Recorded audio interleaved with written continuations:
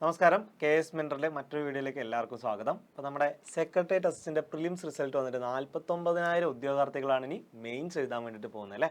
അപ്പോൾ പലരും പ്രതീക്ഷിച്ചിട്ടുണ്ടാവില്ല ഇത്രയും കട്ട് ഓഫ് താണ് പോകും, 46 എത്തും എന്നുള്ളത് പലരും പ്രതീക്ഷിച്ചിട്ടുണ്ടാവില്ല, നമ്മളും പ്രതീക്ഷിച്ചിട്ടുണ്ടായിരുന്നില്ല. അപ്പോൾ പലർക്കും ഒരു ടെൻഷൻ ഉണ്ടാവും അല്ലേ, ഇത് എങ്ങനെയാണ് ഈ സിലബസ് മുഴുവൻ തീർക്കേണ്ടത്? പേപ്പർ 1 ഉണ്ട്, പേപ്പർ 2 ഉണ്ട്, ഇതിൽ നമ്മൾ കുറേ എണ്ണം പഠിച്ചതുണ്ട്, പഠിക്കാത്ത കുറേ ഭാഗങ്ങളുണ്ട്, പുതുതായിട്ട് കേൾക്കുന്ന കുറച്ച് സബ്ജക്റ്റുകളുണ്ട്. അപ്പോൾ ഇതൊക്കെ എങ്ങനെ പഠിച്ചു തീർക്കും എന്നുള്ളൊരു ടെൻഷനിലായിരിക്കും, എന്താ ചെയ്യാന്നുള്ളൊരു ടെൻഷനിൽ നടക്കുന്നവരുണ്ടാകും. അപ്പോൾ നമ്മൾ നേരത്തെ ഇതുപോലെ ഒരു എസ്സേയുടെ സ്റ്റഡി പ്ലാൻ ചെയ്തിട്ടുണ്ടായിരുന്നു. അപ്പോൾ അതിനിടയിലും കുട്ടികൾ കുറേ പേര് ചോദിച്ചു സെക്രട്ടേറിയറ്റ് അസിസ്റ്റൻറ്റിന് ഇതുപോലെ ചെയ്യാമോ എന്നുള്ളത്.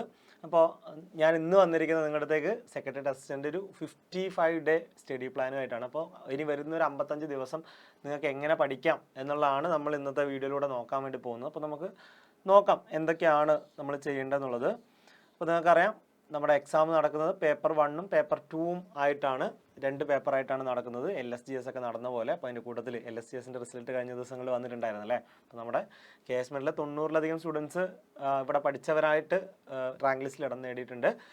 അപ്പോൾ നമ്മുടെ വരുന്ന സെക്രട്ടേറിയറ്റ് അസിസ്റ്റൻ്റ് ബാച്ചും ഇവിടെ ഓപ്പൺ ആണ്. നിങ്ങൾ ജോയിൻ ചെയ്യാൻ ആഗ്രഹിക്കുകയാണെങ്കിൽ ജോയിൻ ചെയ്യുക. ഈ ഒരു 2 മാസത്തിനുള്ളിൽ നിങ്ങൾക്ക് ഇത് പഠിച്ചു പോകാവുന്നതാണ്. അപ്പോൾ നമുക്ക് നേരെ കാര്യത്തിലേക്ക് വരാം.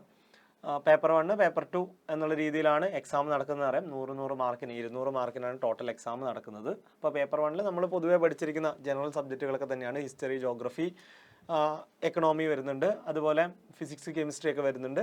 അപ്പോൾ ഈ കാര്യങ്ങളൊക്കെ നിങ്ങൾക്ക് അറിയാവുന്ന കാര്യമാണ്, സിലബസ് കണ്ടിട്ടുണ്ടാകും. അപ്പോൾ നമ്മൾ എങ്ങനെയാണ് ഇത് പ്ലാൻ ചെയ്തിരിക്കുന്നത് പറഞ്ഞു കഴിഞ്ഞാൽ പേപ്പർ 1നും പേപ്പർ 2നും അതുപോലെ പേപ്പർ 1ലാണ് മെമ്മ് വരുന്നത്, മാത്സ്, ഇംഗ്ലീഷ്, മലയാളം. അപ്പോൾ അത് സെപ്പറേറ്റ് ചെയ്ത് വെച്ചിട്ടുണ്ട്. കാരണം എന്താണ്, 41 മാർക്കോളാണ് മാത്സ്, ഇംഗ്ലീഷ്, മലയാളത്തിൻ്റെ ഭാഗത്ത് നിന്ന് നമുക്ക് കിട്ടാനുള്ളത്. അപ്പോൾ അത് നമുക്ക് പരമാവധി വാങ്ങിച്ചെടുക്കണം. കാരണം എന്താ, കൂടുതലും സാധാരണ എങ്ങനെയാണോ ചോദിക്കുന്നത് ആ ഒരു രീതിയിൽ തന്നെയാണ് എപ്പോഴും ക്വസ്റ്റ്യൻസ് ചോദിച്ചുകൊണ്ടിരിക്കുന്നത് അല്ലേ. അപ്പോൾ ആ ഒരു ഭാഗത്ത് നിങ്ങൾക്ക് മാർക്കൊന്നും മിസ്സാകാൻ പാടില്ല. നമുക്കൊരു 120 എന്നൊരു ടാർഗറ്റിലേക്ക് എത്തിക്കണം അല്ലേ.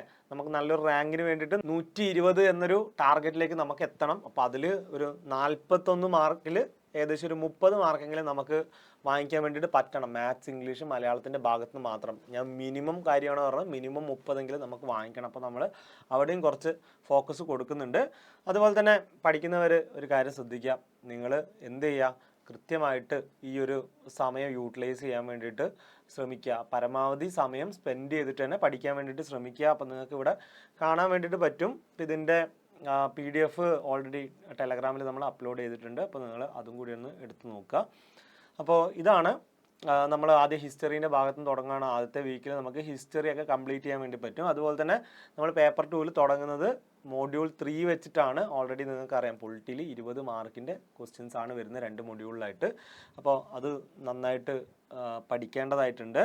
അപ്പോൾ ആ കാര്യങ്ങളിൽ നല്ല ശ്രദ്ധ കൊടുക്കുക. സ്കോർ ചെയ്യാൻ പറ്റിയൊരു പേപ്പർ തന്നെയാണ്. അതുകൊണ്ട് പൊളിറ്റി തുടക്കത്തിൽ തന്നെ പഠിച്ചു തുടങ്ങുക. ഓക്കെ, പഠിച്ച് ഒരു കോൺഫിഡൻസ് ഒക്കെ ആവുന്ന സമയത്ത് നമുക്ക് അടുത്ത ഭാഗത്തേക്ക് പോകാവുന്നതാണ്. അതുപോലെ തന്നെ പബ്ലിക് അഡ്മിനിസ്ട്രേഷൻ മാനേജ്മെൻറ്റിൻ്റെ കാര്യത്തിലൊക്കെ ആയിരിക്കും കൂടുതലും ഒരു ആശങ്ക ഉണ്ടാവുന്നത് പലർക്കും. അപ്പോൾ നിങ്ങൾ മനസ്സിലാക്കുക, എല്ലാവർക്കും അതുപോലൊക്കെ തന്നെ ആയിരിക്കും. അപ്പോൾ ആ ഒരു കാര്യം നിങ്ങൾ ചിന്തിച്ചിട്ട് ടെൻഷൻ അടിച്ചിട്ട് പഠിക്കാണ്ടിരിക്കരുത്. അതിന് നമുക്ക് കമ്പാരിറ്റീവ്ലി കുറച്ച് ഇമ്പോർട്ടൻസ് കൊടുക്കാൻ വേണ്ടിയിട്ട് ശ്രമിക്കാം. ഓക്കെ, അതായത് നമ്മൾ ഓൾറെഡി പഠിച്ച കുറേ സബ്ജക്റ്റുകൾ ഉള്ളപ്പോൾ അതിൽ പരമാവധി മാർക്ക് സ്കോർ ചെയ്യുന്നതിനെക്കുറിച്ച് നിങ്ങൾ എന്തായാലും ചിന്തിക്കുക.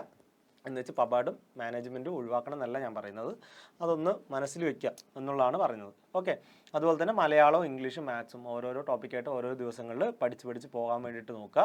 അതുപോലെ തന്നെ ഓരോ 6 ദിവസം കഴിയുമ്പോൾ നിങ്ങൾക്ക് അടുത്ത 7ാമത്തെ ദിവസം ഒരു റിവിഷൻ ഡേ നമ്മൾ കൊടുക്കുന്നുണ്ട്. ഇപ്പോൾ റിവിഷൻ ഡേയിൽ എന്ത് ചെയ്യണം, ആ കഴിഞ്ഞ വീക്കിൽ നിങ്ങൾ എന്തൊക്കെയാണോ പഠിച്ചത് ആ കാര്യങ്ങൾ ഒന്ന് റീകളക്ട് ചെയ്യാനും അതുപോലെ തന്നെ PYQs ഒക്കെ പ്രാക്ടീസ് ചെയ്യാനും വേണ്ടിയിട്ട് ശ്രമിക്കുക. മോക്ക് ടെസ്റ്റുകൾ എടുക്കാൻ വേണ്ടിയിട്ട് ശ്രമിക്കുക. അപ്പോൾ അത് പറഞ്ഞപ്പോഴാണ് സെക്രട്ടേറിയറ്റ് അസിസ്റ്റൻ്റ് മോക്ക് ടെസ്റ്റ് ഉടൻ തന്നെ ആരംഭിക്കും. നിങ്ങൾക്ക് കൂടുതൽ ഡീറ്റെയിൽസ് പിന്നീട് പറഞ്ഞു തരുന്നതായിരിക്കും.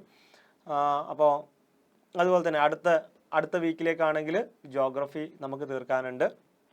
അതുപോലെ ജോഗ്രഫി ആ ഒരു വീക്കിൽ കഴിഞ്ഞ് കഴിഞ്ഞാൽ അതുപോലെ തന്നെ ഇപ്പുറത്ത് മൊഡ്യൂൾ 4 അതായത് പൊളിറ്റിയുടെ ഭാഗം തന്നെയാണ് സെൻട്രൽ സ്റ്റേറ്റ് റിലേഷൻ വരുന്നത്. അതുപോലെ തന്നെ എക്കണോമി നമുക്ക് ഇവിടെ പഠിക്കാനുണ്ട്. പേപ്പർ 1ലും പഠിക്കാനുണ്ട്, പേപ്പർ 2ലും പഠിക്കാനുണ്ട്. പേപ്പർ 2ൽ കുറച്ചുകൂടി കേരള സ്പെസിഫിക് ആണ്. Kerala model development, Kerala എക്കണോമിയൊക്കെയാണ്.